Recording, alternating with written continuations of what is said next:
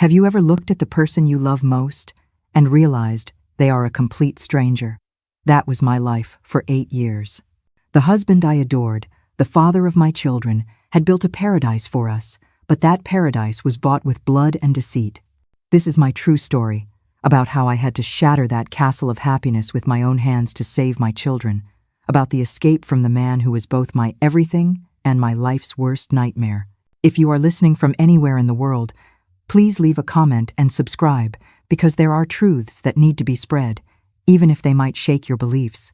There are stories, no matter how painful, that must be told. Look, for you to understand the whole story, I have to take you with me back to 1985, when I was just 25 years old and lived in a beautiful little town called Traverse City in Michigan. It was a very quiet place where we all knew each other, where you could walk down the cobblestone streets without any fear, and where families helped each other as if we were all relatives. I came from a very humble, but very hard-working family. My dad, may he rest in peace, was named Walter Davis and worked in a car parts factory. My mom, Patricia Clark, did laundry for other people to help with the household expenses.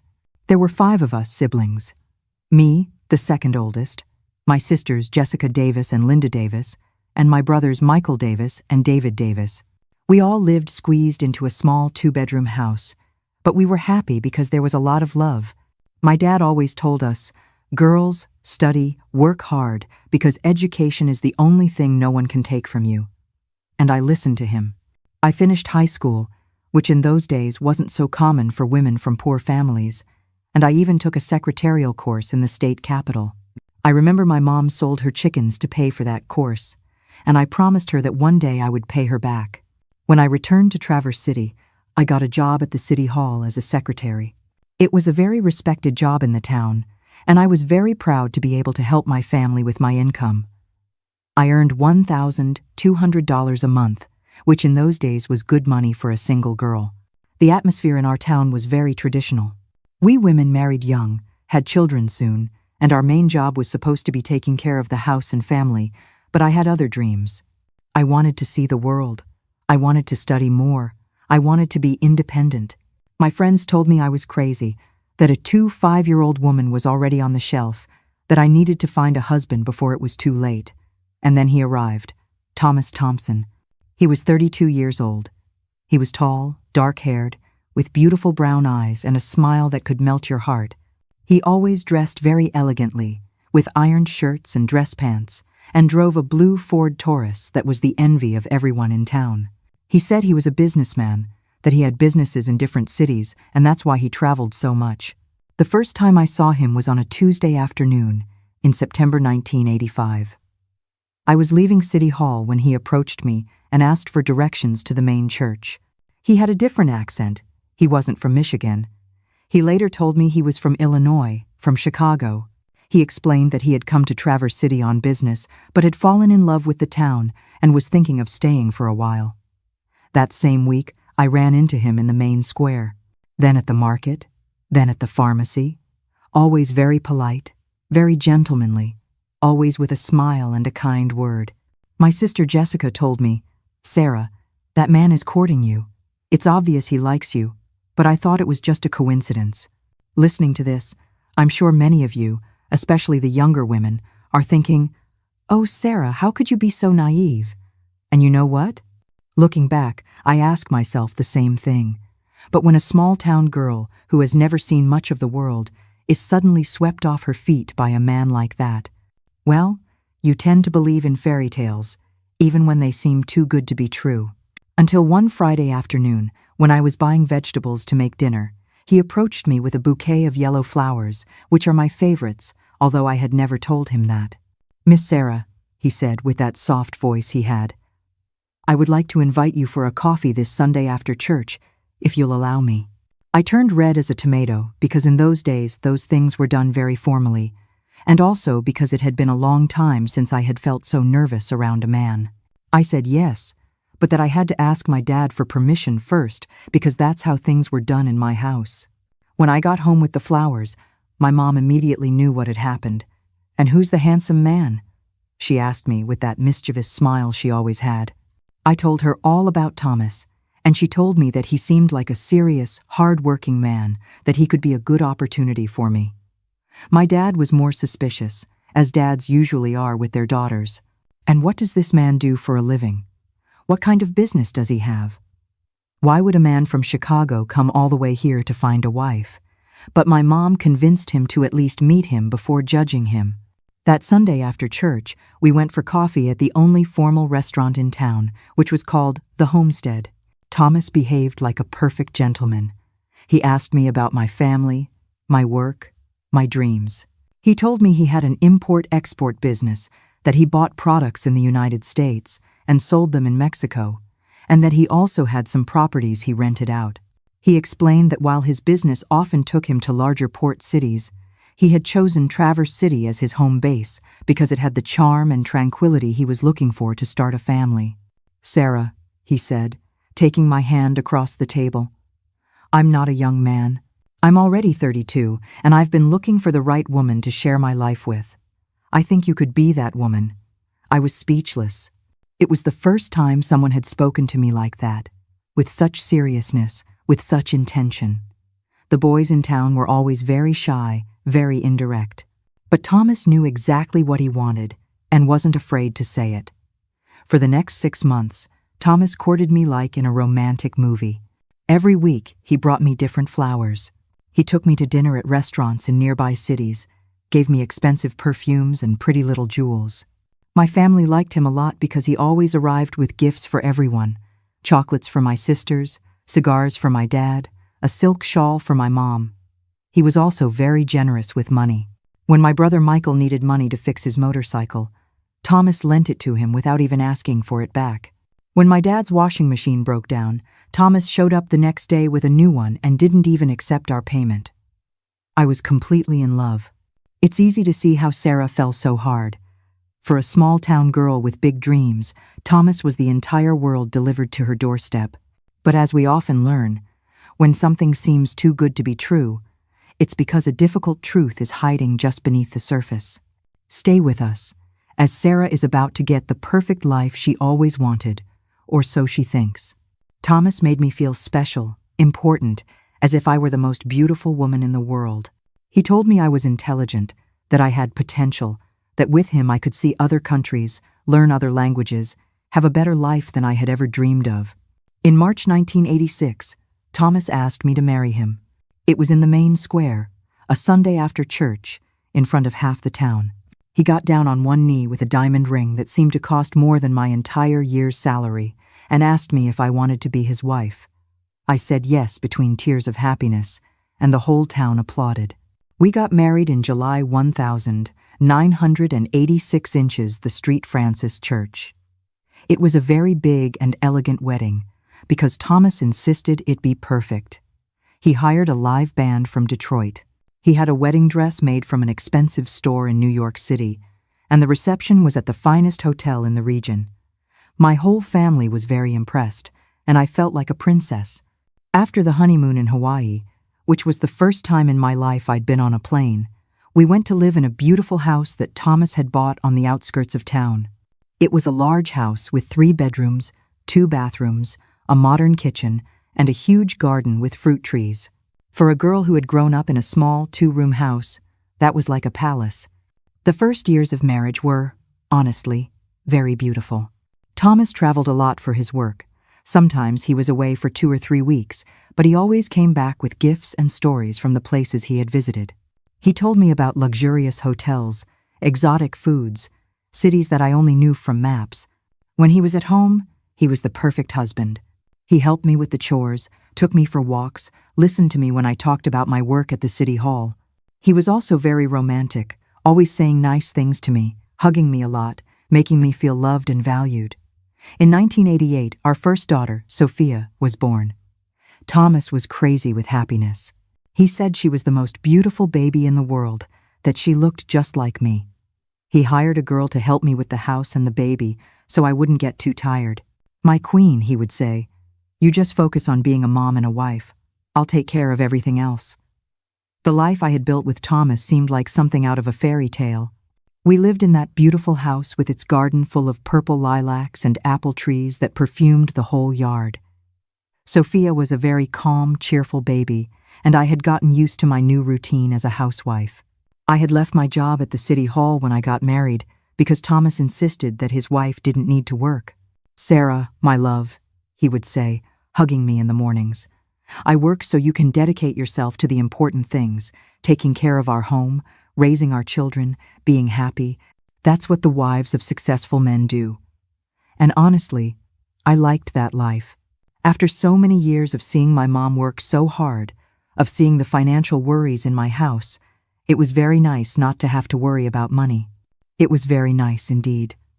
But there was a price for that comfort that I didn't see at the time: my independence. When you give up your own source of income, you're also giving up a piece of your own voice and your own power. It's an expensive lesson that I hope none of you ever have to learn.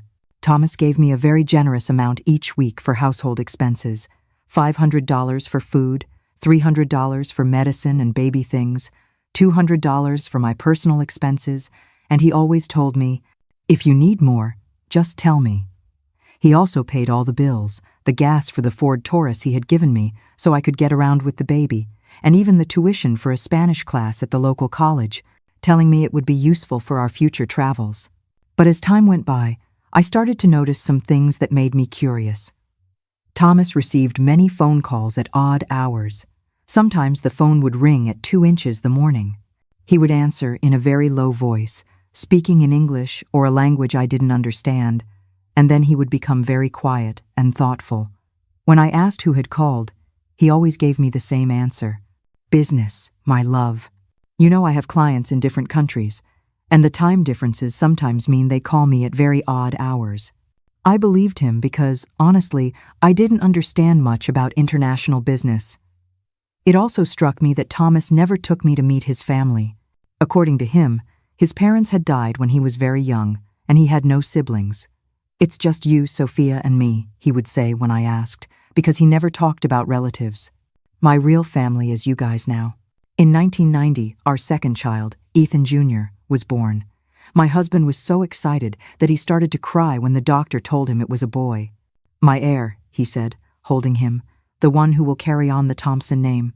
That night we stayed up very late, planning our children's future, the education we were going to pay for, the trips we would take as a family. To celebrate the birth of our son, Thomas gave me a beautiful gold bracelet with little diamonds embedded in it. "For the most wonderful mother in the world," he said, putting it on my wrist.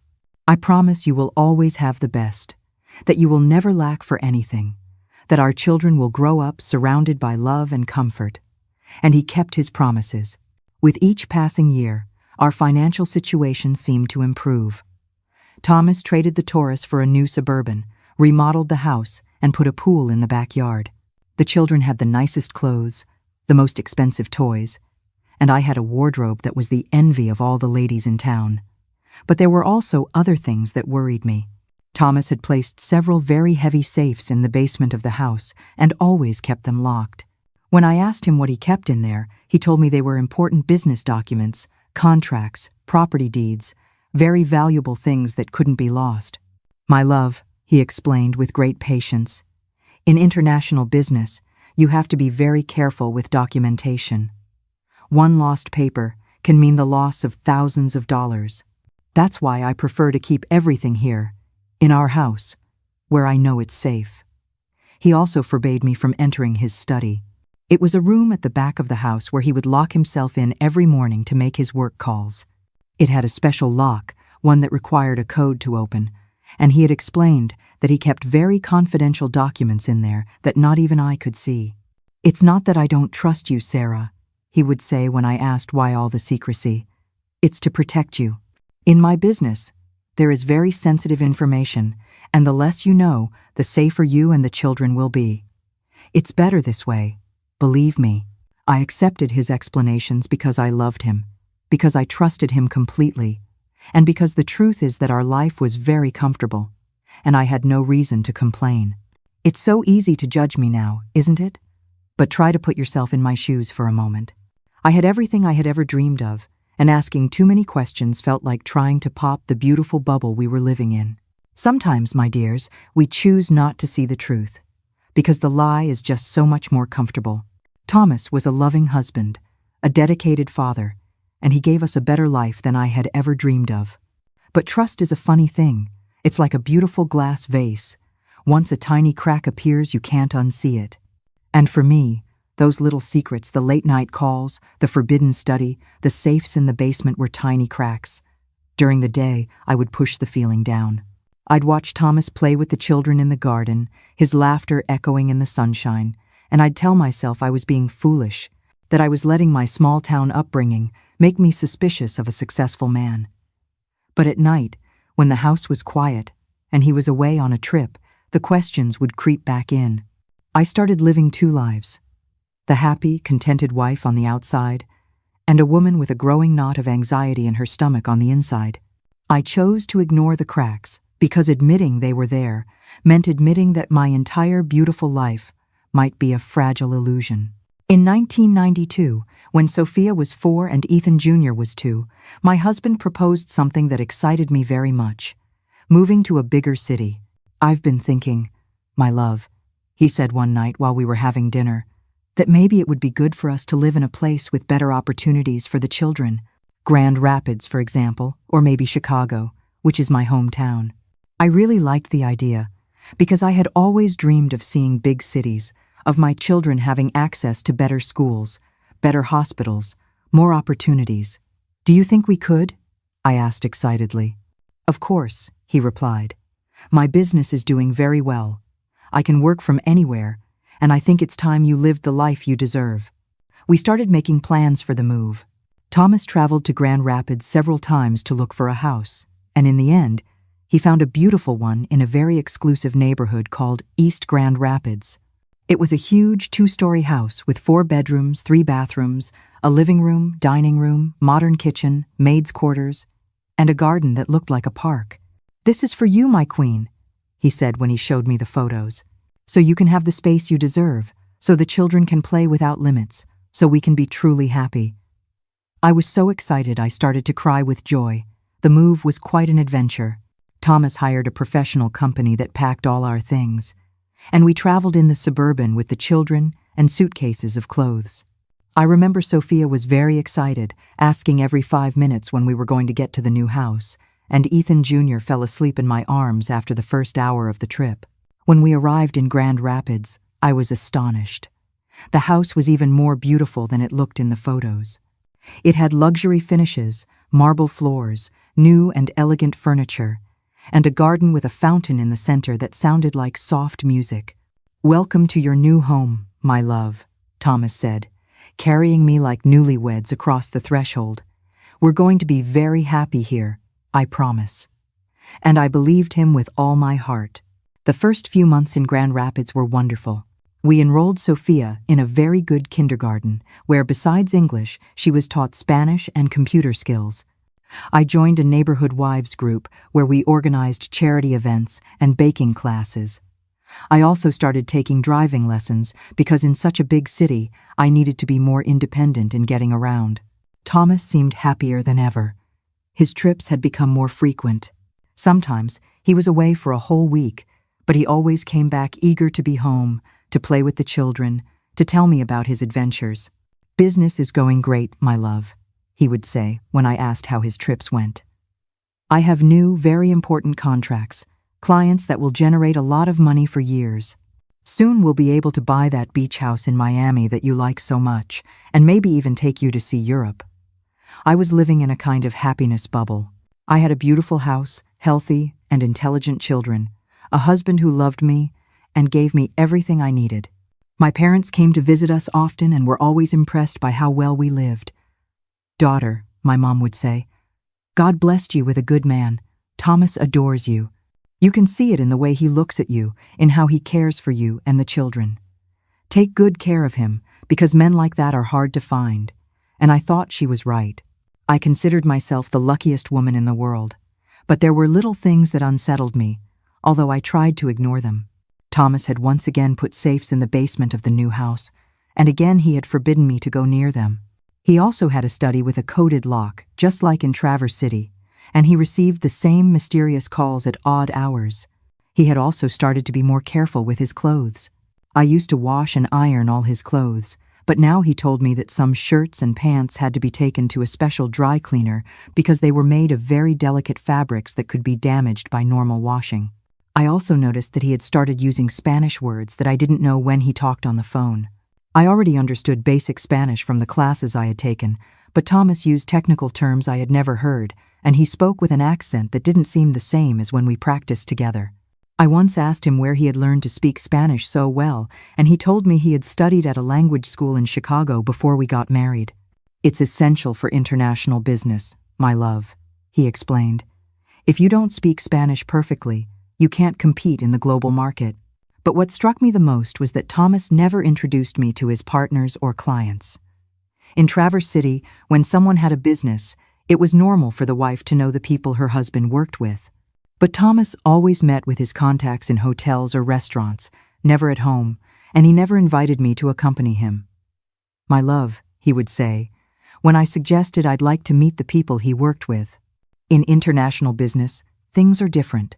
They are very formal, very serious meetings, where only work is discussed. It would be boring for you, and besides, it might make my clients uncomfortable, as they are used to strictly professional meetings.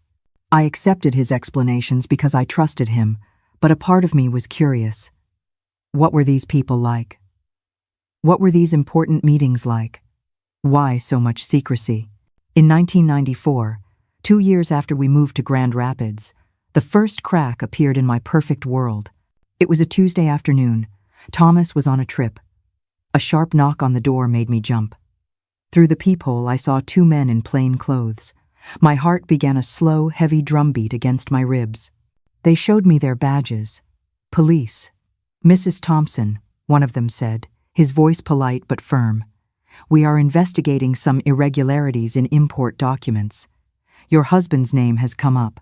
The words hung in the air, thick and suffocating. Irregularities. Police. The 2 words didn't belong in my life, in this beautiful house. My hands grew cold. I don't understand," I stammered, the lie tasting like ash in my mouth because a part of me, a tiny, terrified part, was starting to understand everything. I told them Thomas was away, that I knew nothing of his business. "He keeps me separate from it." "To protect me," I heard myself say, the irony of the words twisting in my stomach. "Your husband travels frequently?" the other police officer asked. "Do you know which cities he goes to?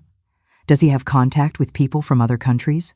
I answered truthfully that yes, he traveled a lot, that he went to different cities depending on his clients, and that he sometimes spoke with people from the United States, but that I didn't know the details because he kept me away from the business to protect me.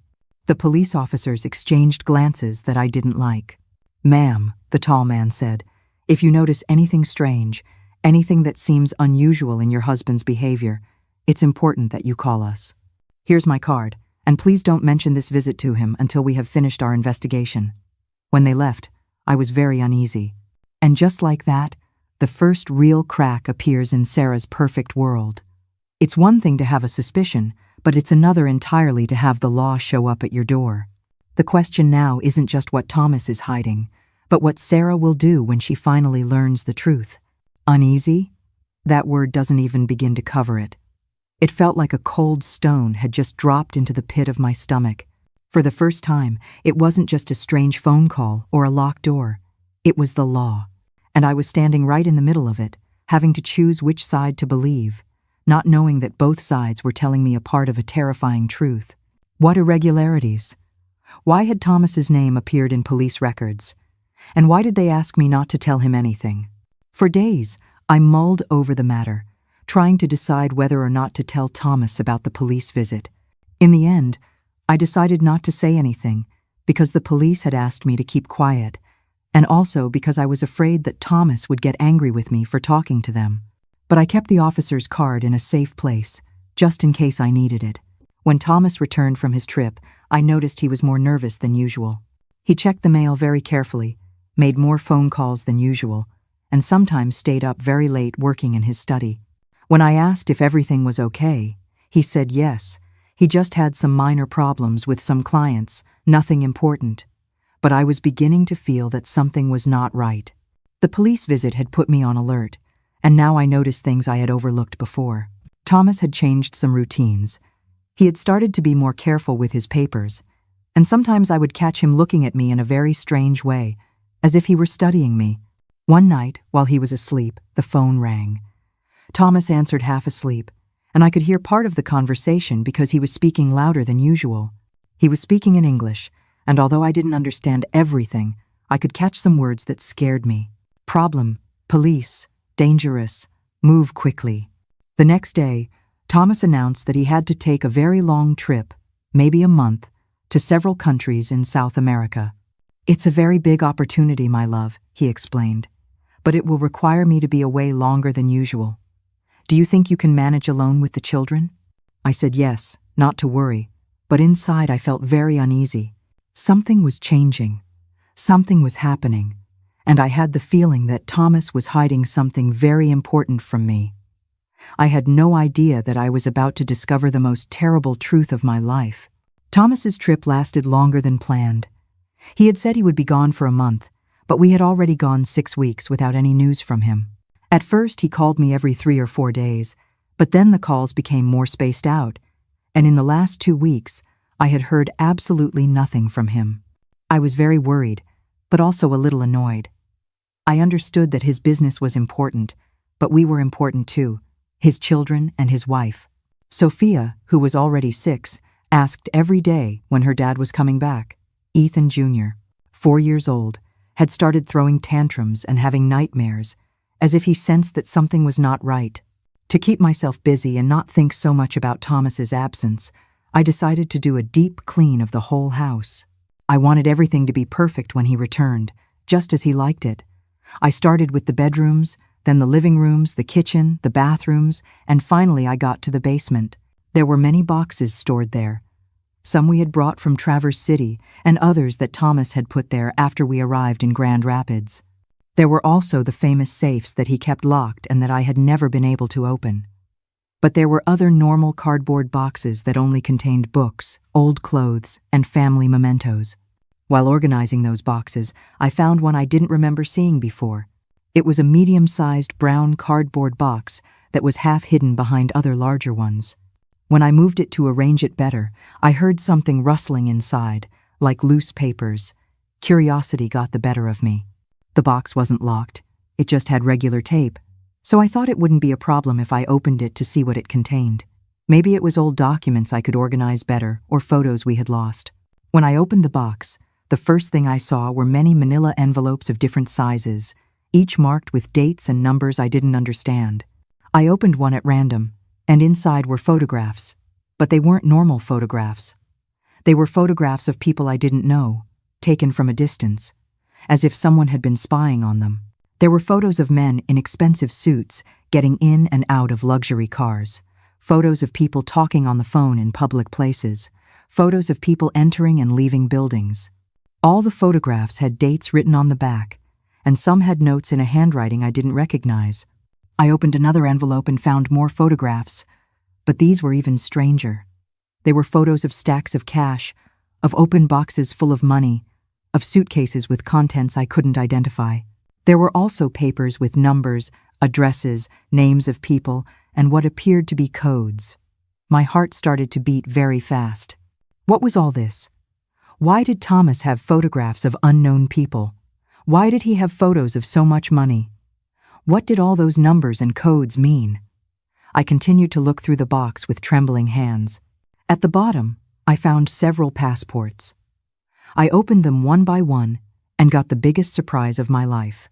All the passports had Thomas's photograph, but with different names. In one, he appeared as James Wilson, in another as Robert Anderson, in another as William Taylor.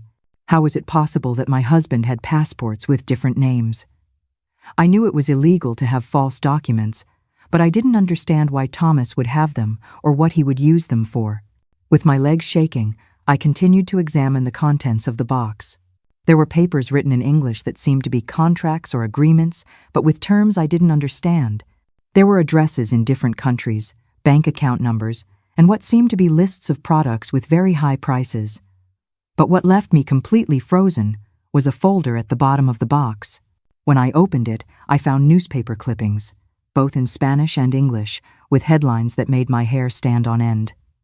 Cocaine shipment seized at Port of Miami, drug trafficking ring busted at the border, police search for leaders of international cartel. Some of the clippings had red circles around certain words, and others had notes in the margins. There were also photos cut from newspapers of men who had been arrested, and some of those faces looked familiar from the photographs I had seen in the other envelopes. I couldn't breathe. In the cold silence of the basement, it wasn't just a marriage that was ending. It was Sarah's entire reality. Every memory, every loving gesture was now tainted by this horrifying truth. She has just uncovered a secret that could get her and her children killed, and the man responsible is on his way home at any moment. Keep listening to see what happens next. The cold concrete of the basement floor seemed to leach the warmth from my body. I wasn't just looking at papers and photos. I was looking at the wreckage of my life. Every memory, every kiss, every promise from the last 8 years felt like a lie. The man I loved, the father of my children, he didn't exist. In his place was a stranger, a criminal whose face was on these fake passports. The beautiful house, Sophia's lessons, the diamond bracelet on my wrist. What was it all built on? The question screamed in my mind, so loud I was afraid the neighbors would hear. It wasn't just about crime. It was a betrayal so deep it felt like my own soul was being torn apart. I wasn't just married to a man with a secret, I was living inside the secret. We were all living inside it. And for the first time, I felt the cold, terrifying walls of that secret closing in on me and my children. With trembling hands, I continued to look through the papers. There were maps with marked routes that went from Colombia and Peru, through several Central American countries, to Mexico and the United States. There were lists of cities, ports, airports, with specific dates and times. I also found copies of documents that appeared to be cargo, manifests for ships and planes, but with products that had code names: refined sugar, special flour, ground coffee, but with quantities and prices that made no sense for normal products. In another envelope, I found photographs of me and the children, but they weren't normal family photos. They were photographs taken without my knowledge, from a distance, as if someone had been watching us. There were photos of Sophia and Ethan Jr. playing in the garden, photos of me shopping at the supermarket, photos of the whole family leaving the house. Why would someone be watching us? Why were there photographs of us in the same box with all those documents about drug trafficking? Suddenly, I heard the sound of the electric gate opening. Thomas was back. A terrible panic seized me. If he found out I had discovered all this information, what would he do to me? What would he do to the children and me?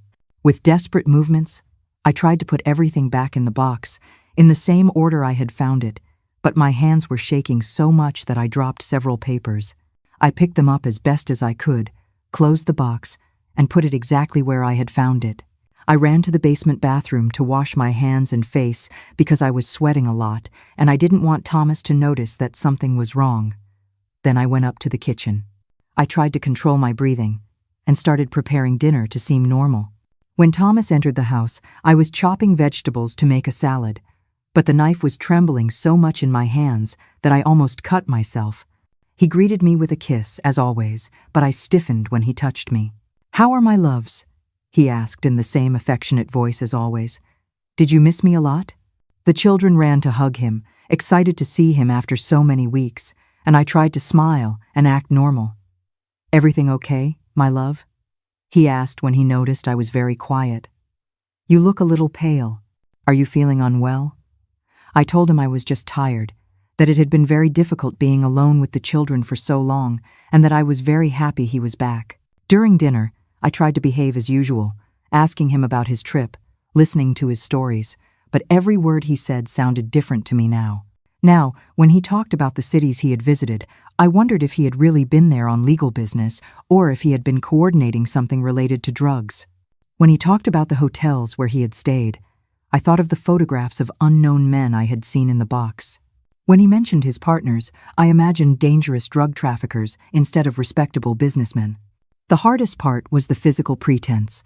Every evening, he would come home and kiss me, and I would have to force myself not to flinch.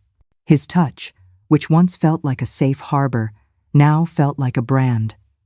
I had to smile when he told a joke, nod when he talked about his day, and lie next to him in bed while my mind was screaming. I felt like a spy in my own home, an actress in a horrifying play. I would look at him across the dinner table, this man who was a complete stranger to me, and feel a wave of nausea.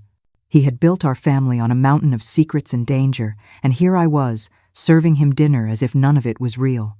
That week was the longest of my life. Each hour a tightrope walk between discovery and survival. That night, when we went to bed, Thomas behaved as always. He hugged me, told me he had missed me very much, that he had thought of me every day.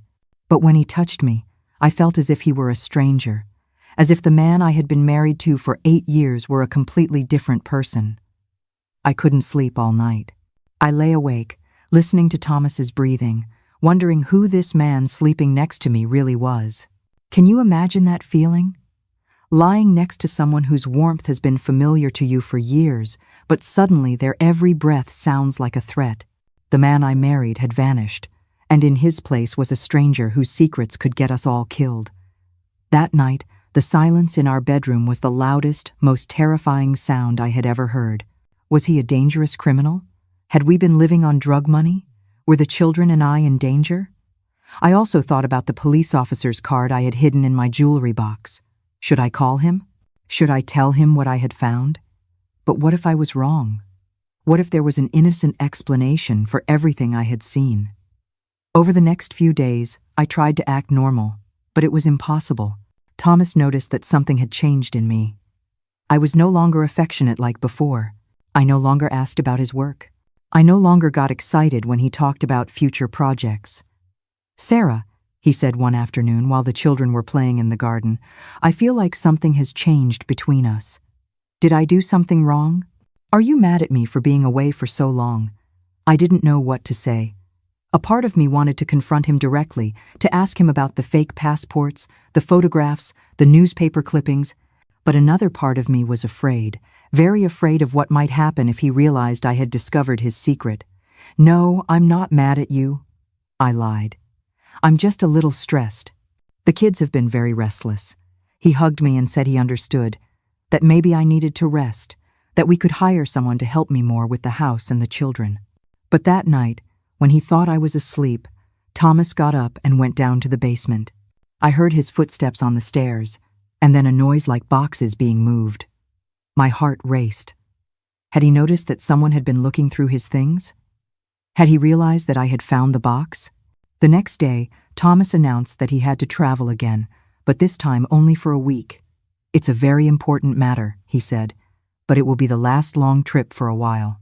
After this, we'll be able to spend more time together." When he left, I waited 2 days before going back down to the basement. I had to know if Thomas had moved or hidden the box, but when I got to the place where I had found it, it was gone. I searched the entire basement, but there was no trace of it, nor of any of the safes that had always been there. Thomas had cleaned everything out. He had erased any evidence of what I had discovered, but it was too late because I already knew the truth. My husband was not an honest businessman. He was a criminal, possibly a drug trafficker, and we had been living on dirty money for years. After Thomas took all the boxes from the basement, I realized I had to make a very difficult decision. On one hand, there were my children, who adored their father and had no idea he could be a criminal. On the other hand, there was my conscience, which wouldn't let me live in peace knowing that we were possibly living on drug money. But what scared me the most was thinking about the dangers we could be facing. If Thomas was involved in drug trafficking, what would happen if his enemies decided to attack his family? What would happen if the police arrested all of us? What if one day armed men showed up at our house looking for Thomas? The photographs of my children and me that I had seen in that box kept me up at night.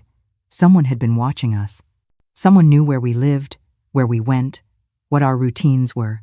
Were they Thomas's enemies, or was it the police who had us under investigation? During the 2 weeks that Thomas was away on that last trip, I lived in a constant state of nervousness. Every strange noise made me jump. When someone knocked on the door, I would peek through the window before opening, in case it was the police again, or worse, dangerous people looking for my husband. I also started noticing things I had overlooked before. There were cars that seemed to follow me when I went out with the children. There were men who would stand on the corner of our street for hours, pretending to be waiting for the bus, but never getting on one. One afternoon, as I was returning from the supermarket with Sophia and Ethan Jr., I saw that the same gray car had been behind us the entire way.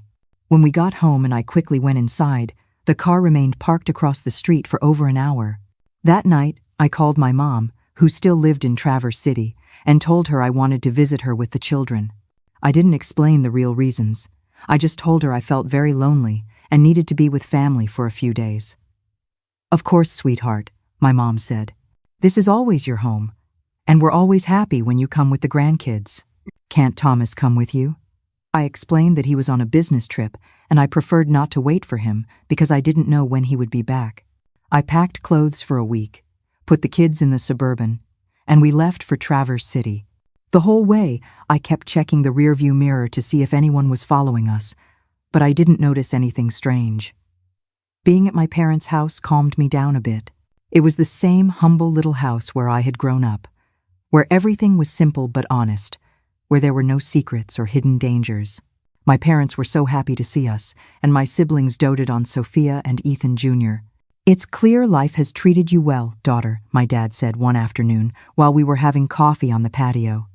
"You have a beautiful family, a very good financial situation, a husband who adores you. God has blessed you greatly." If only he knew, I thought. If only he knew that everything we had possibly came from criminal activities. Hearing those words from my father, my heart just broke into 100 pieces. He saw a blessing, and I was living a curse. It was one of the loneliest moments, having to smile and nod while my soul was screaming the truth. I had to protect him from the truth, just as I was about to protect my children. If he knew the dangers we could be in, he wouldn't say that God had blessed me. On the 4th day of being in Traverse City, Thomas called me. He had returned from his trip and was very worried because he hadn't found us at home. "Why didn't you tell me you were going to Traverse City?" he asked in a voice that sounded annoyed. I got really scared when I arrived, and the house was empty. I explained that it was a last-minute decision, that I had felt very lonely and wanted to be with my family for a few days. "We'll be back tomorrow," I promised. I just wanted the kids to spend some time with their grandparents. But Thomas insisted that we return immediately. "My love," he said, "I have very important news for you. My business has changed, and we need to talk urgently about our family's future. It's better if you come back today." Something in his tone of voice scared me. He didn't sound like the usual affectionate and patient Thomas. He sounded anxious, worried, almost desperate. "What kind of news?" I asked. "Did something bad happen?" "Not over the phone," he said. "You know I don't like to talk about business over the phone, but it's important, Sarah, very important. I need you to come back now." With a racing heart, I explained to my parents that I had to return to Grand Rapids immediately. My mom noticed I was nervous. "Is everything okay, daughter?" she asked. "You've seemed very worried since you arrived." For a moment, I was about to tell her everything. To tell her that I had discovered that Thomas was possibly a criminal, that I was scared, that I didn't know what to do. But I didn't want to worry her, and besides, I wasn't sure she would understand or be able to help me. "Everything's fine, Mom," I lied. "It's just some work stuff with Thomas, nothing important." But inside, I knew something very serious was happening. The trip back to Grand Rapids was torture. The children were tired and throwing tantrums, but I was so nervous that I didn't have the patience to comfort them properly. Every mile closer to the house was another step towards a confrontation that I knew had to come. When we arrived, Thomas was waiting for us at the door. He hugged the children very affectionately, but when he hugged me, I felt like he was studying me, as if trying to read my face to know what I was thinking. "How is my beautiful family?" he asked with his usual smile, but his eyes had an expression I had never seen before. It was a mixture of worry, anxiety, and something that looked to me like suspicion. After we had dinner and put the children to bed, Thomas asked me to sit with him in the living room because he had something very important to tell me. My heart was beating so fast I was sure he could hear it. "My love," he began, taking my hands. "My business has been going through a very complicated situation lately. There have been some problems with the authorities. some misunderstandings about documents, and my lawyer has advised me to take some precautions. There it was, the confirmation of what I already knew. Thomas did have problems with the authorities. The police officers who had come to the house had not been mistaken. What kind of problems? I asked, trying to keep my voice steady. Is it serious? Thomas sighed and remained silent for a very long moment. Sarah, he finally said, I'm going to tell you something that might scare you, but I need you to trust me. My business is not exactly as I had explained it to you before. I waited without saying anything because I knew the worst was coming. I've been working with people who move special products. Products that the American authorities consider illegal, but that are handled differently in other countries. It's nothing violent, nothing that directly harms people, but technically it's illegal according to American laws. Drugs? I asked directly. Are you talking about drugs, Thomas? He squeezed my hands tighter. Sarah, please understand me. I did it for us. To give you the life you deserved. To give our children the opportunities I never had. The money I earned from legal businesses would never have been enough for everything we've achieved. The shock of his confession left me breathless. For 8 years, I had been married to a drug trafficker. For 8 years, I had been living a lie. For 8 years, my children and I had been in danger without knowing it. Thomas, I said with a trembling voice, do you realize what you're telling me? Do you realize the danger you've put us all in? That's why I'm being honest with you now, he replied, because things have gotten complicated and we need to make important decisions very quickly. My lawyer says it's very likely that the American authorities will issue an arrest warrant for me in the coming weeks. My world came crashing down. They're going to arrest you? And what will happen to us? What will happen to the children? That's the important part, Thomas said, and his voice changed completely. It no longer sounded pleading or regretful. It sounded cold, calculating, as if he were talking about business. We're going to have to leave the United States. This is the moment the mask truly comes off. It's no longer a request or a discussion. It's a command. The man Sarah thought was her protector has just revealed himself as her jailer, and her beautiful home has become a gilded cage. She now has a choice to make, and it's one that will change everything. All of us. Immediately. Leave the United States? I asked incredulously. Thomas, what are you talking about? This is our country. Our family is here. Our children are in school here. We can't just disappear as if nothing happened. But Thomas was no longer asking me. He was informing me of a decision he had already made. Sarah, my love, you have no choice. If they arrest me, they will investigate the whole family. They will freeze our bank accounts. They will take the house. They will interrogate you as if you were an accomplice. Do you want our children to grow up with the stigma of being the children of a drug trafficker? His words hit me like slaps. It was true. If Thomas was arrested, we would also suffer the consequences. The children would be pointed at in school. I would be seen as the criminal's wife. Our social life would be over. But it was more than just the social consequences. I saw a change in Thomas that night, a shift behind his eyes. The warmth was gone, replaced by a cold, calculating resolve. When he spoke of fleeing, of new identities, he wasn't asking for my opinion. He was giving me orders. He was no longer my partner. He was my captor, and this beautiful house had suddenly become a gilded cage. He looked at me, not with the love I had known, but with the gaze of a man assessing an asset, a piece of his escape plan. It was then I knew that the danger wasn't just from the police or his enemies. The most immediate danger was now sleeping in the bed next to me. I have contacts in Colombia, Thomas continued. People who can help me get new documents for the whole family. We can start a new life there with different names, with a different story.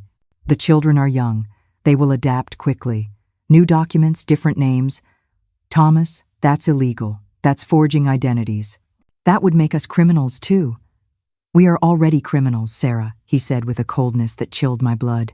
From the moment you started spending the money I brought in, from the moment you started living in this house, paid for with that money, you are already an accomplice.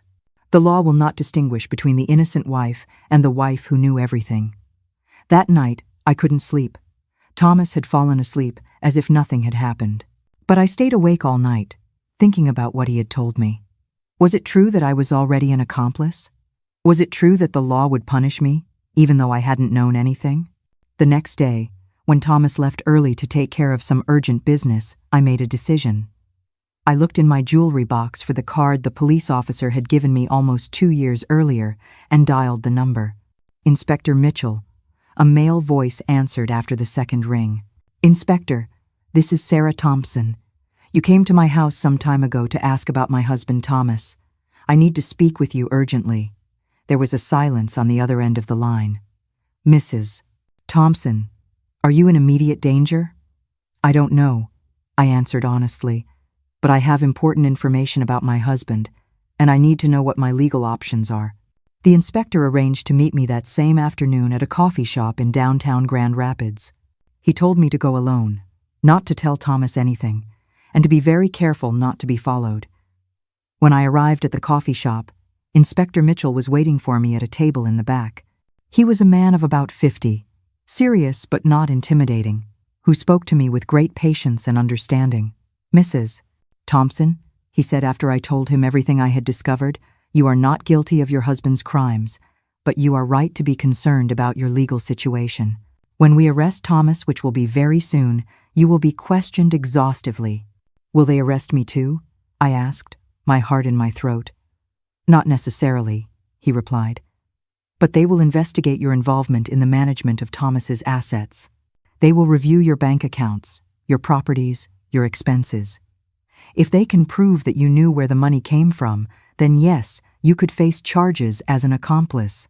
But I didn't know, I insisted. I never knew anything until a week ago when I found that box in my basement.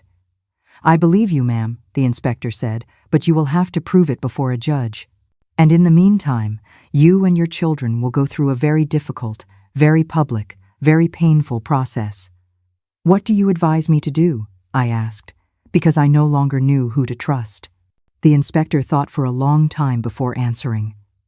Ma'am, officially I cannot advise you to do anything illegal, but unofficially, as a family man myself, I understand that you want to protect your children.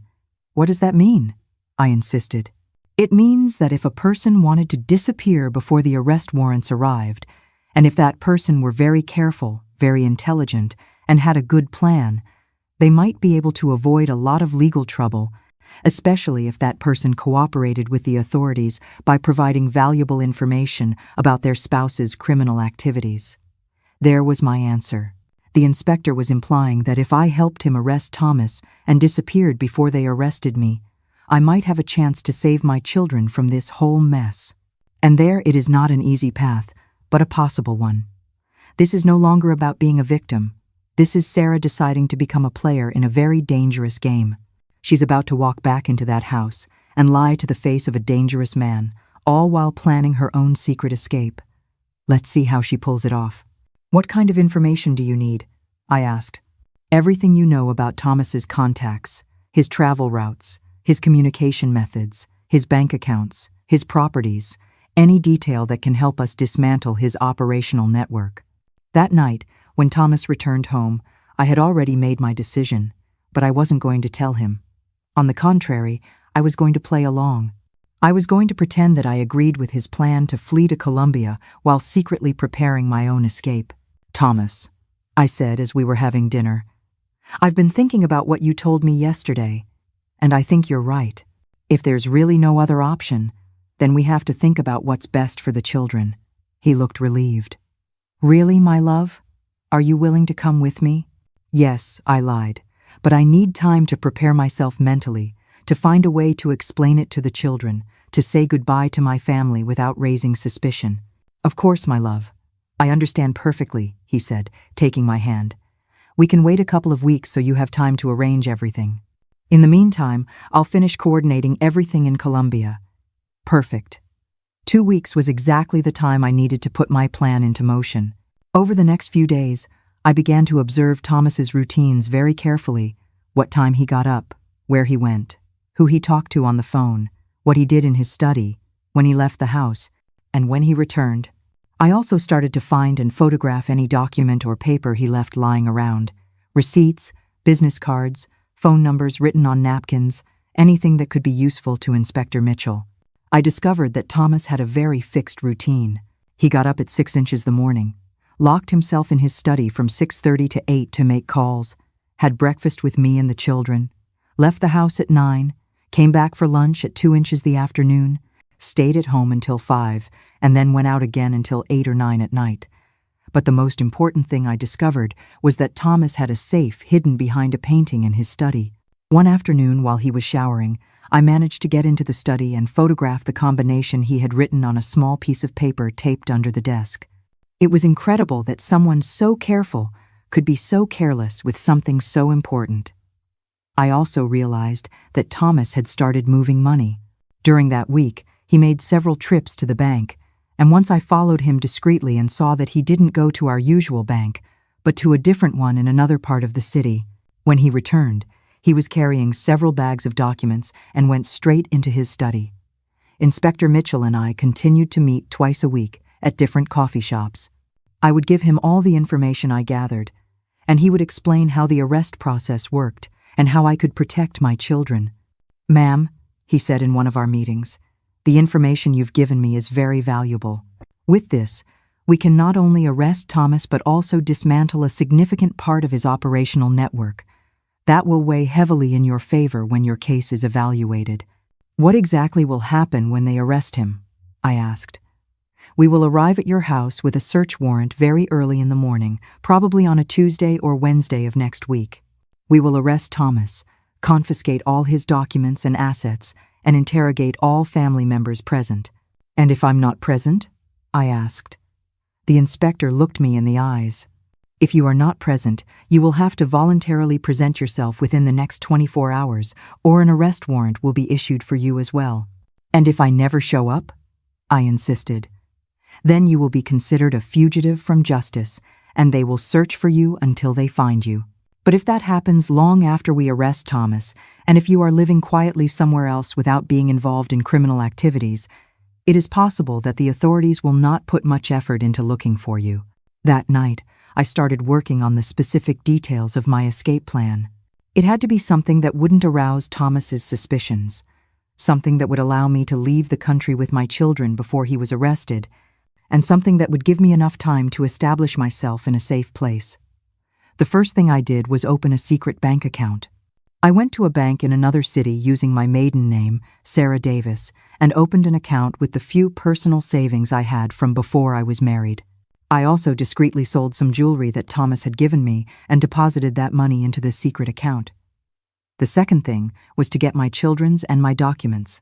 I went to the Vital Records office and got certified copies of our birth certificates, telling them I needed them for school procedures. I also went to the U.S. Citizenship and Immigration Services office and got information on how to obtain tourist visas.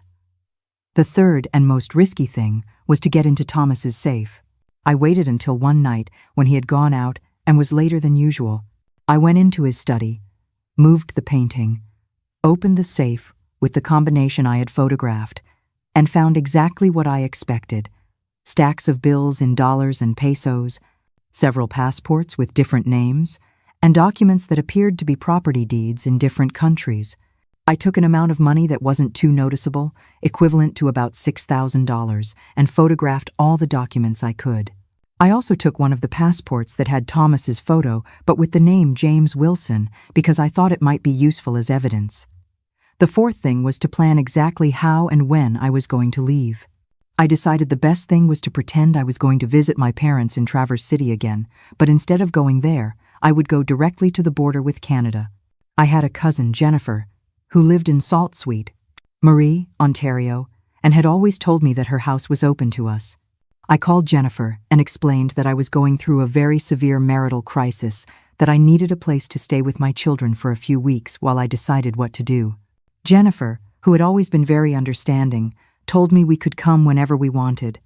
"Cousin," she said, "you will be safe and welcome here for as long as you need. And if you want to look for a job here in So Sweet, Marie, I can help you find something." The fifth thing was to get the Canadian visas. This was the most complicated because I had to do it without Thomas finding out. I told him I wanted to take the children to Disney World for their birthdays, that I had seen a very cheap tour package, but that I needed to get the visas first. Thomas didn't object.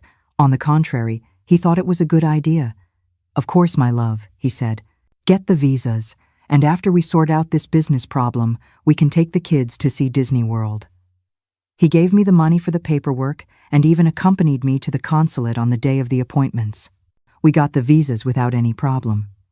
Thomas, Sophia, and Ethan Jr. appeared in our passports as a normal upper-middle-class family, with no criminal records, who wanted to tour Canada.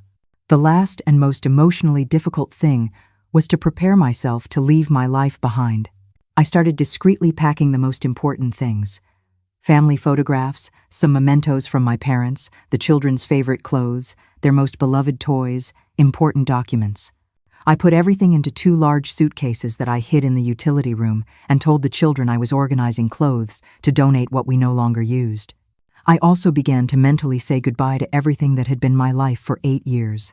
The beautiful house, the financial comfort, the friends from the club, the social life, the feeling of security. I knew that all of that was going to end forever, but I also knew that it was the only way to protect my children.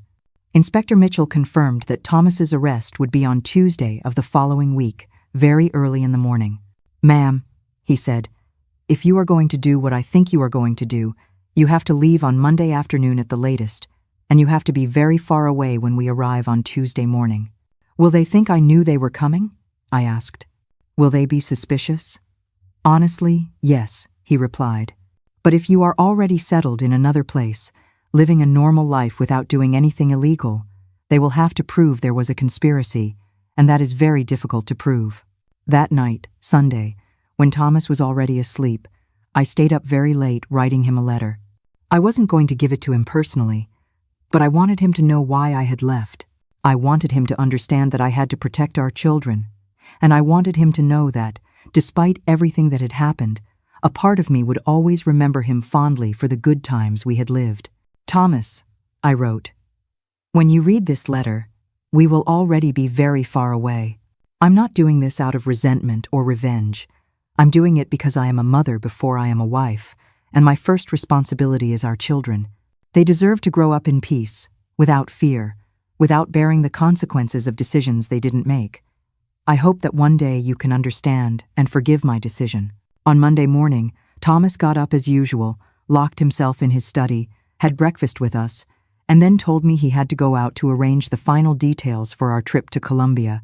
"I'll be back at 5, as always, my love," he said, giving me a farewell kiss. "And tomorrow we'll start packing the final suitcases." I smiled and told him I would be waiting with dinner ready, but I knew it was the last time I would see him. As soon as Thomas left the house, I put my final plan into motion. I had exactly 8 hours to execute my escape before Thomas returned home at 5 inches the afternoon. 8 hours to forever change the destiny of my children and myself. 8 hours to go from being the wife of a drug trafficker to being a free woman, even if I was a fugitive. The first thing I did was call the children's school. "This is Mrs. Playton Thompson," I told the principal. "I need to pick up Sophia and Ethan Jr. because we have a family emergency. My mother-in-law is very ill, and we have to travel immediately." "Of course, Mrs. Thompson," the principal replied. "Do you need me to prepare their homework so they don't fall behind?" "Yes, please," I said. "They might be out for 2 weeks." When I went to pick up the children, they were excited because they thought it was an unexpected adventure. "Are we going to see Grandma and Grandpa again?" Sophia asked me. "Can we bring toys?" Ethan Jr. asked. "Yes, we're going to see Grandma and Grandpa," I lied, because I still didn't know how to explain the truth to them. "And yes, you can bring your favorite toys, but only the ones that fit in your little backpacks." When we got home, I sat them down in the living room and explained that we were going on a very special, very long trip to see new places and new people. "Is Dad coming with us?" Ethan Jr. asked. "No, sweetie," I said, trying to keep my voice steady. "Dad has to stay and work, but we'll be talking to him on the phone every day." Sophia, who was already 8 and very smart, looked at me suspiciously. "Mommy, why are you crying?" she asked. "I'm not crying, sweetie," I lied, wiping away my tears. "I just have allergies from the dust I kicked up while packing." I executed the next steps like a machine. I got the suitcases I had hidden in the utility room. I added the extra clothes I had selected. I added medicines, documents, and the money I had taken from Thomas's safe. I also packed some family photos, especially of my parents and siblings, because I knew it would be a long time before I could see them again. And I carefully saved Thomas's fake passport and the photos of the documents from his safe. Then I went to the garage and checked the Suburban. It had enough gas to get to Sault Ste. Marie, and I had confirmed the route the night before. It was about an 8-hour drive, so if we left at 11 inches the morning, we would arrive around 7 inches the evening. Before leaving, I did something I knew was very risky, but very necessary. I went to Thomas's study one last time. I opened his safe and took more money. This time I didn't care if he noticed or not, because by the time he got back, we would already be in another country. I took another $10,000, bringing the total I had for our escape to about $16,000 in bills of different denominations.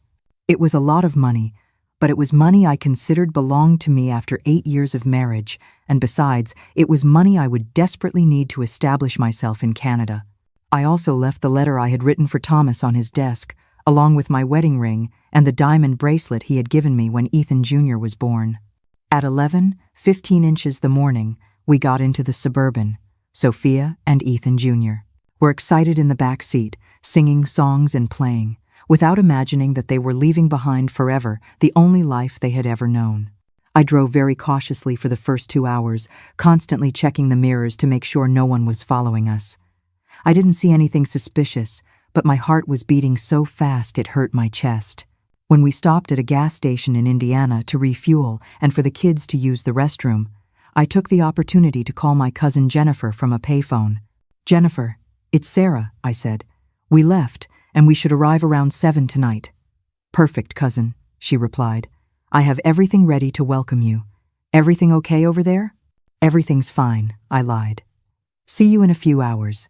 For the rest of the trip, the children fell asleep, and I was able to drive in silence, thinking about everything that had happened and everything that was to come.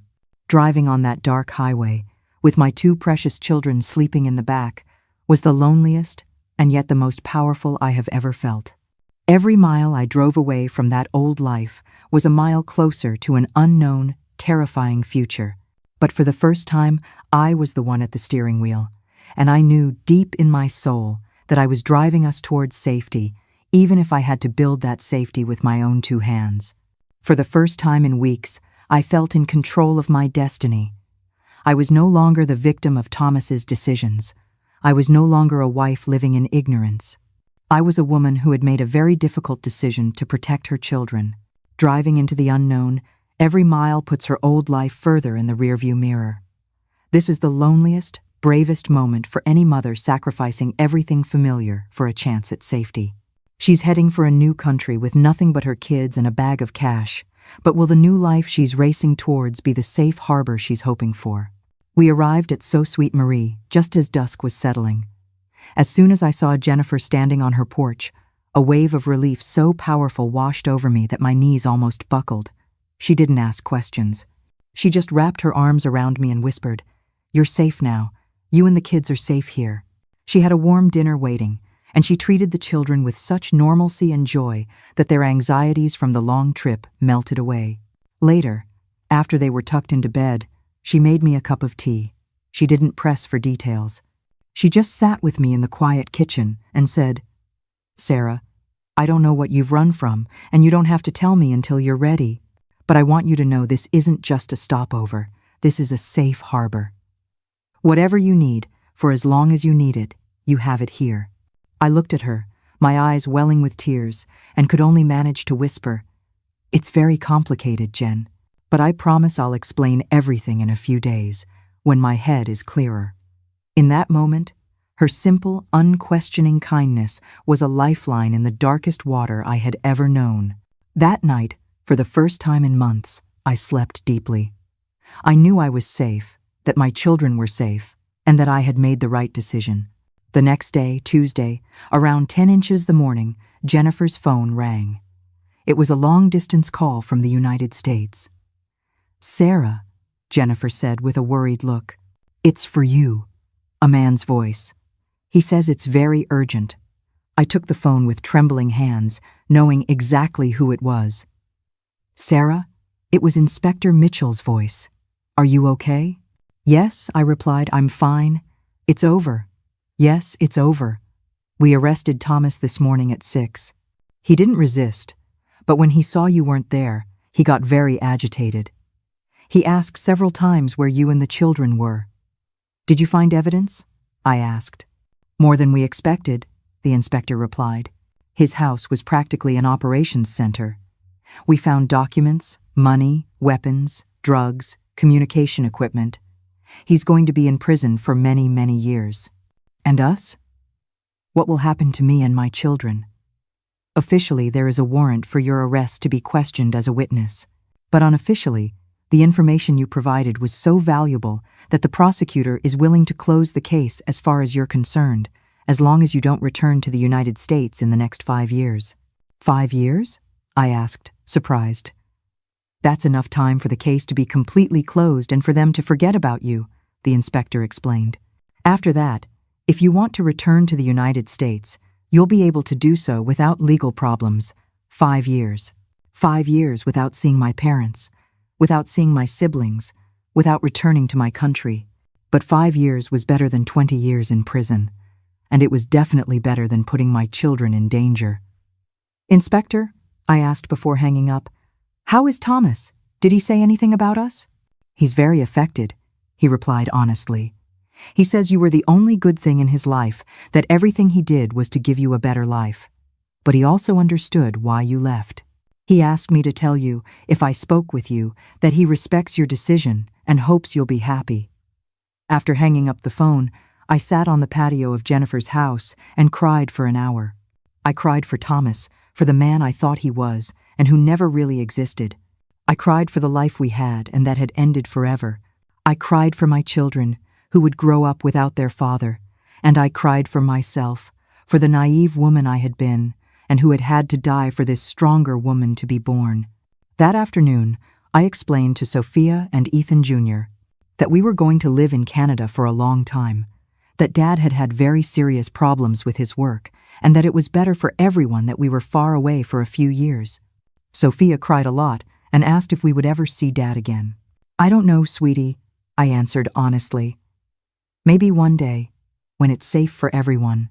Ethan Jr., who was younger, didn't fully understand what was happening, but he was content when I promised we would have video calls with his grandparents every week. In the following days, I began to establish our new life. The first thing was to find a job. Jennifer got me an interview at an accounting firm where she knew the manager, and although I was nervous about my American accent and lack of local experience, my secretarial skills were very useful. They gave me a job as an administrative assistant with a salary that wasn't very high, but was enough to support us. I also enrolled the children in public schools and was surprised at how quickly they adapted to the language and the Canadian culture. The second thing was to find our own place to live.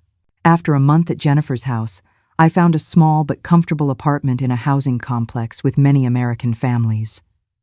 The children made friends quickly, and I began to feel part of a community. The third thing was to legally change our names. I consulted with an immigration lawyer.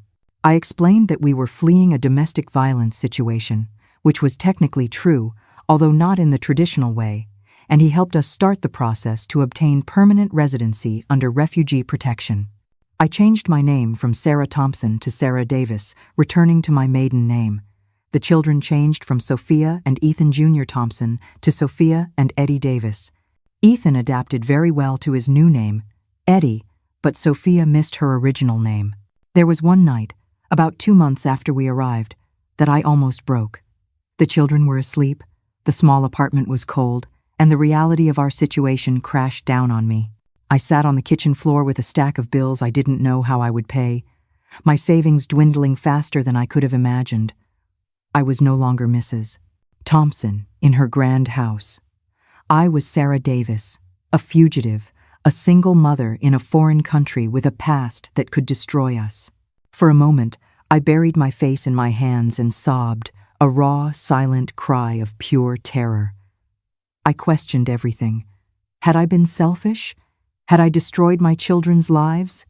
This is the reality of starting over that the fairy tales leave out. The moment of doubt, when the adrenaline is gone and the cold, hard reality sets in. For a moment, the fear is bigger than the hope. It is in these moments of near despair that a person's true strength is forged. Let's find out where Sarah finds hers. But then I heard little Eddie cough in his sleep from the other room.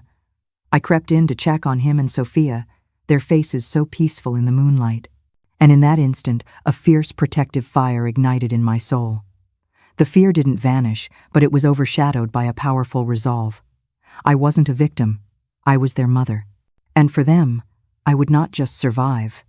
I would build a world for us, brick by honest brick.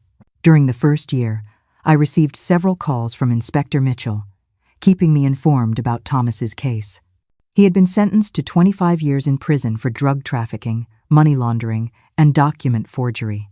He also informed me that they had completely dismantled his operational network, arresting more than 20 people in the United States and Colombia. Ma'am, the inspector told me in one of our last conversations, the information you provided was key to one of the most significant blows against drug trafficking in recent years. You did the right thing. After the second year, the calls became less frequent. The case was closed. Thomas was in prison, and we had built a new, stable life in Canada. We were no longer fugitives. We were legal residents who had escaped a dangerous situation. But I knew this wasn't the end of our story. It was just the end of our previous life and the beginning of something completely new. The years passed faster than I expected. Sophia and Eddie grew up as Canadian children, speaking perfect English, making friends of all nationalities, completely adapting to their new culture. Sometimes it hurt to see how easy it had been for them to forget their life in the United States, but I was also glad to know that they didn't carry any trauma or painful memories. My job at the accounting firm went very well. After 3 years, I was promoted to supervisor, and after 5 years, they made me an account manager. My English improved a lot. I took night classes in computing and administration and discovered I had business skills I never knew I had. With Thomas in prison and no possibility of receiving money from him, I learned to be completely financially independent. It was very difficult at first because I was used to a life of luxury, but it was also very liberating to know that every dollar I earned was honest, that everything I bought was with my own effort. I also began to gradually establish contact with my family in the United States. It was very painful at first because my parents didn't understand why I couldn't come back to visit them, why I couldn't explain exactly what had happened with Thomas. I told them we had had very serious marital problems, that he had deceived me with illegal businesses, and that it was better for the children to grow up in Canada. My mom cried during every phone call. "Daughter," she would say, "I don't understand why you can't come, even for a few days. Your grandchildren are growing up without knowing their grandparents, without knowing their American roots." That was the hardest thing to bear. But I knew I couldn't risk it.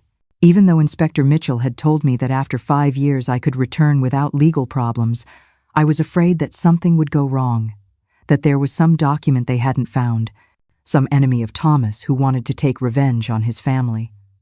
During the 3rd year, I received a very unexpected letter. It came from the prison where Thomas was, and it was a letter written by him, addressed to my dearest Sarah. The letter said, "I hope you are well and that the children are growing up healthy and happy. I have had a lot of time to think about everything that happened, and I want you to know that I completely understand why you made the decision to leave. If I had been in your place, with 2 small children, I probably would have done the same. I'm not writing to ask for your forgiveness, because I know there is no forgiveness for what I did. I'm writing to tell you that I am proud of the strong woman you have become, of the brave mother you were to protect our children. I always knew you were special, but I never imagined you were so intelligent and so determined." At the end, Thomas informed me that he had waived all his parental rights so that I could make any legal decisions about the children without needing his consent. He also told me that he had put a bank account in Switzerland in my name, with money he had managed to hide from the authorities. "It's clean money," he wrote. "Money that I separated from my illegal activities precisely for emergencies.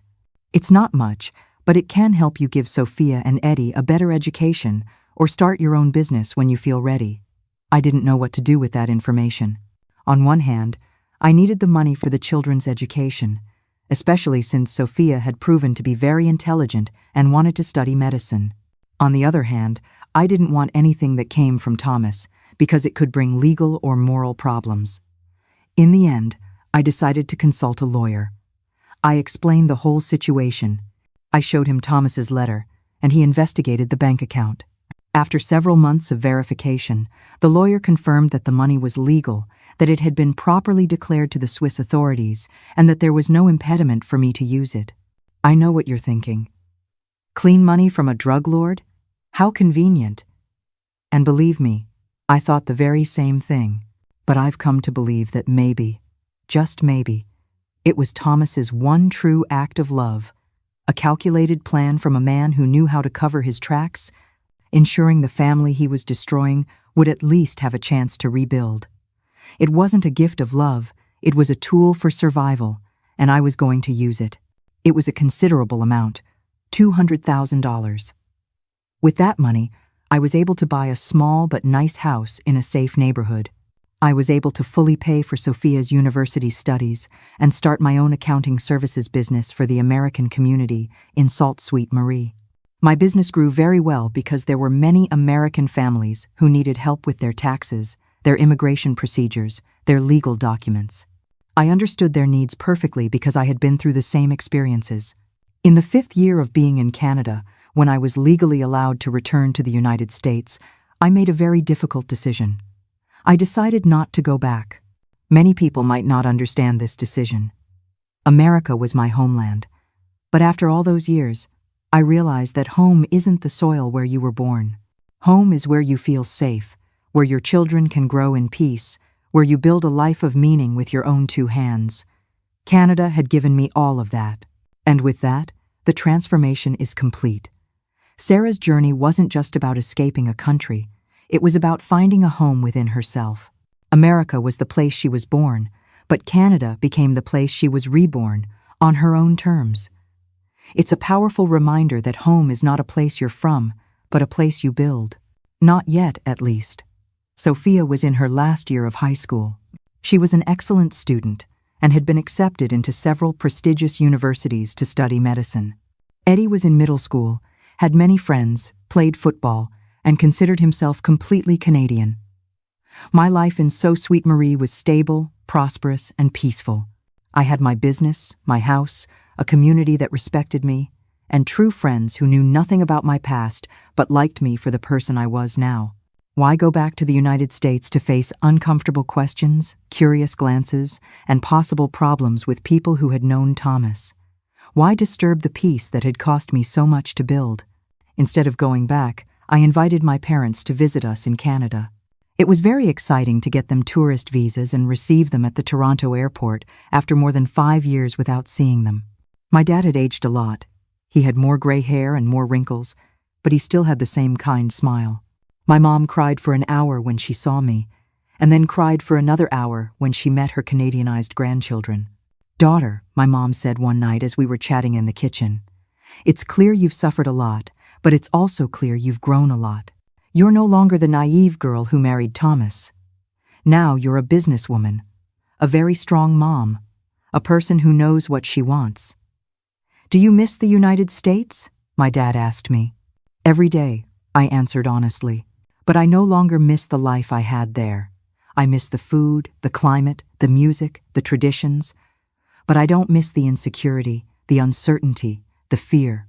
My parents stayed with us for 3 months, and in that time, they were able to really get to know their Canadian grandchildren.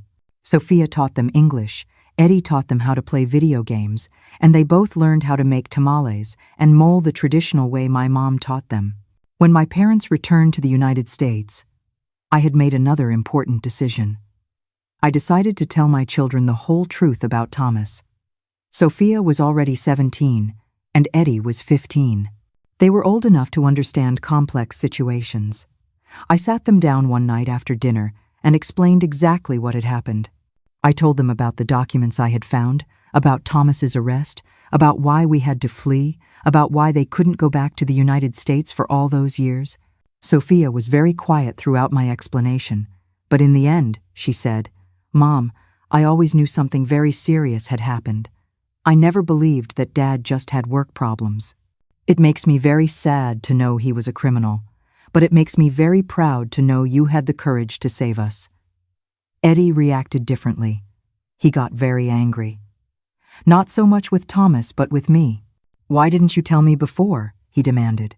"Why did you lie to me all these years?" His anger was the thing that hurt the most, but I understood it. To him, I had taken away the image of his father. As a mother, you want to shield your children from all pain, but sometimes that very shielding causes a different kind of hurt. I had to accept his anger and give him time, because the truth, as painful as it is always better than living a lie. But after a few days of being upset, he came to apologize. "I understand you wanted to protect me," he said, "and I understand you did the best you could in a very difficult situation." In the 8th year of living in Canada, I received another unexpected piece of news. Thomas had died in prison, as Inspector Mitchell informed me by phone. He had been murdered by other inmates connected to rival cartels. "It was quick," the inspector told me. "He didn't suffer, and before he died, he asked me to tell you that he had thought of you and the children every day, that he had prayed for you to be happy." The news affected me more than I expected.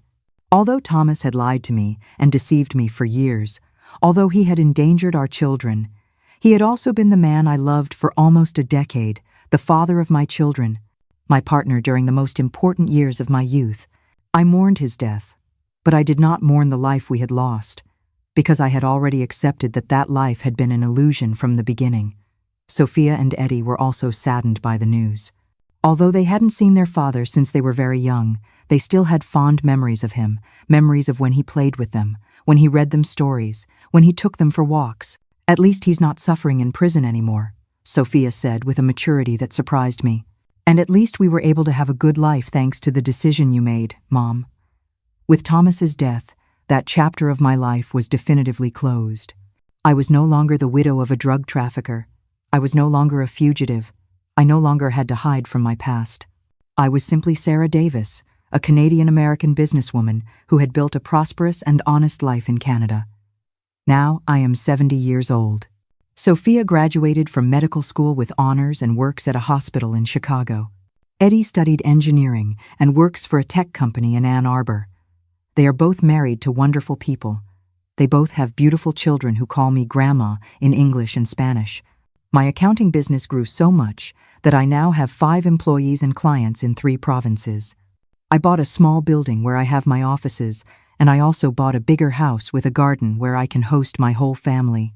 My parents came to live with me 2 years ago when they got sick and could no longer live alone in the United States. Now I have the joy of taking care of them as they took care of me, and they have the joy of spending their last years getting to know their great-grandchildren. Here I am now, 36 years after making the most difficult decision of my life, telling you this story. And you know what? I don't regret anything. Well, I regret being so naive for so many years, for not asking questions when I should have, for living in a bubble of comfort without wanting to see reality. But I don't regret fleeing. I don't regret protecting my children. I don't regret starting a new life at 34, when many women think it's too late to change. Because look at everything I've achieved. I raised 2 wonderful children who are successful professionals, who have beautiful families, who contribute positively to society. I built a prosperous business with my own effort. I helped hundreds of American families with their legal and financial paperwork. I became an independent, strong, respected woman in my community. Do I miss the United States? Of course I do. I miss the smells, the colors, the traditions, the way people are. But the United States is no longer my home in the same way as before. My home now is my children, my grandchildren, my work, my community in Sault Ste. Marie. Do I miss Thomas? I miss the man I thought he was. But that man never really existed. The real Thomas was a criminal who lied to me for 8 years, who endangered our children, who built our life on false and dangerous foundations. What I am most proud of in this whole story is discovering that I had an inner strength I never knew I had during my youth. I was always the obedient girl, the submissive wife, the woman who depended on others to make important decisions. But when the crucial moment came, when I had to choose between comfort and the safety of my children, I knew exactly what to do. I planned my escape like a military strategist. I gathered evidence like a professional detective. I executed my plan with the precision of a businesswoman, and then I rebuilt my life from scratch with the determination of a survivor. Now, when I see young women who are going through difficult situations, I always tell them the same thing. It's never too late to change your life. It's never too late to make brave decisions. It's never too late to protect the people you love, even if it means sacrificing your own comfort. Because look, I changed my identity at 34. I learned a new language, a new culture, a new legal system. I started a new business, built a new social network, created a new reputation. And I did all that as a middle-aged woman with 2 small children, without knowing anyone, without having enough money at first. If I could do it, any woman can do it. It doesn't matter if you're 50, 60, 80 years old. It doesn't matter if you don't have a university degree. It doesn't matter if you don't speak English perfectly. It doesn't matter if you don't have contacts or influence. The only thing that matters is having the will to change and the determination not to give up. Over all these years, I have received hundreds of calls, letters, and visits from women who have heard my story and ask for my advice. Women who are married to abusive men. Women who suspect their husbands are involved in illegal activities. Women who want to protect their children but don't know how. And I always tell them the same thing. Trust your gut. If something tells you that your family is in danger, your gut is probably right. Don't wait until you have all the evidence. Don't wait for the situation to get worse. Don't wait for someone else to make the decision for you. Plan carefully, but act quickly when the time comes. Seek legal help if necessary. Document everything you can. Prepare your escape without anyone noticing. And when the time comes to execute your plan, do it without looking back. I also tell them, don't be afraid to start from scratch. Yes, it will be difficult. Yes, you will have to make sacrifices. Yes, you will miss some things from your previous life, but freedom and security are priceless. The peace of mind of knowing your children are safe is priceless. And don't let anyone make you feel guilty for making difficult decisions.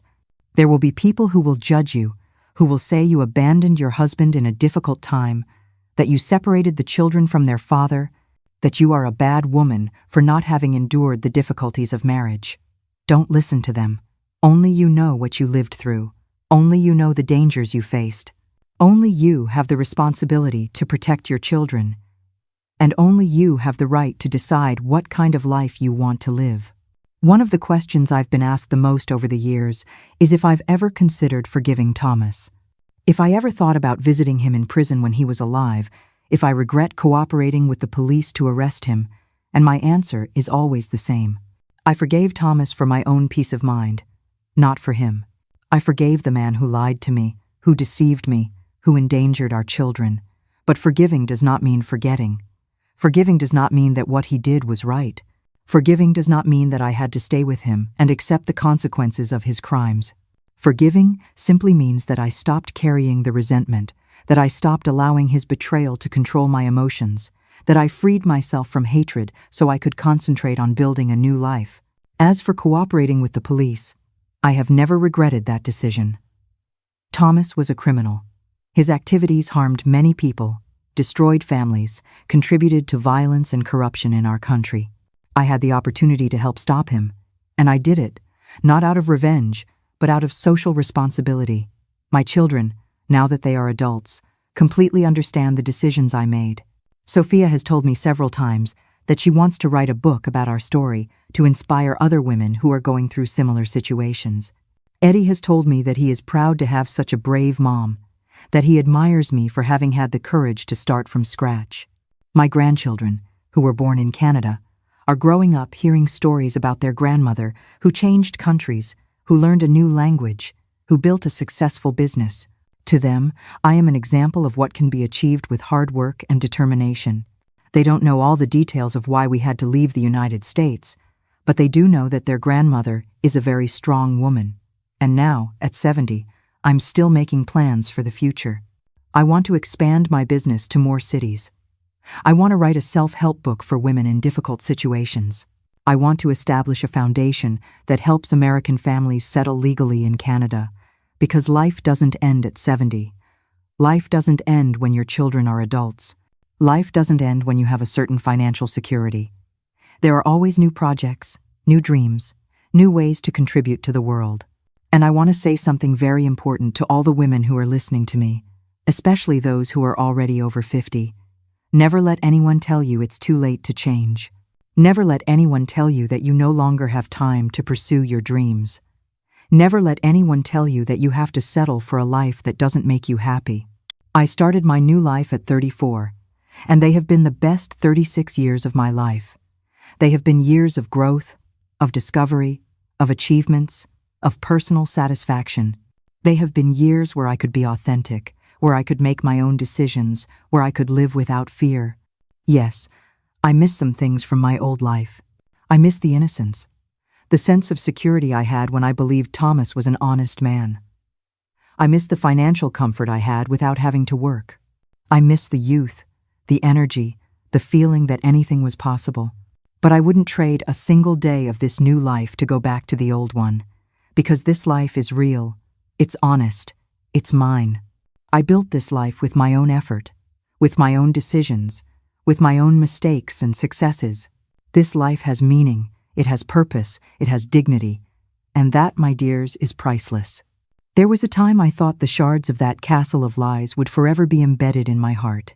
But now, as I sit in the garden I planted with my own hands, hearing my grandchildren's laughter ring out, I only feel peace.